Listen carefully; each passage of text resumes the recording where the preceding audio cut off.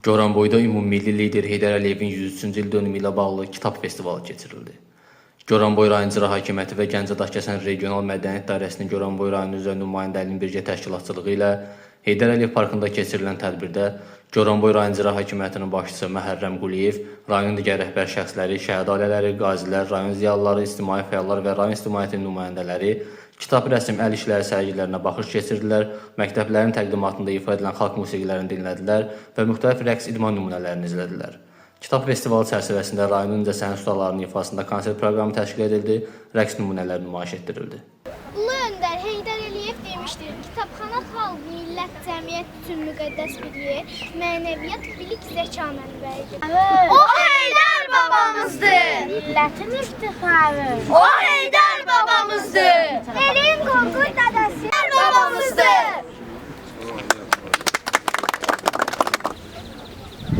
Dünya görüşümüzü artırmaq, yaddaşımızı gücləndirmək üçün kitab oxuyaq. Kitab bilik mənbəyidir.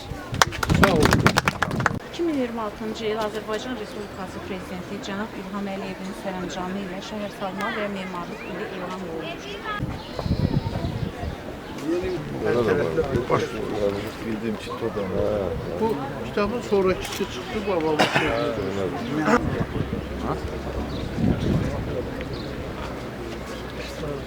O bizim mesafı ediyor.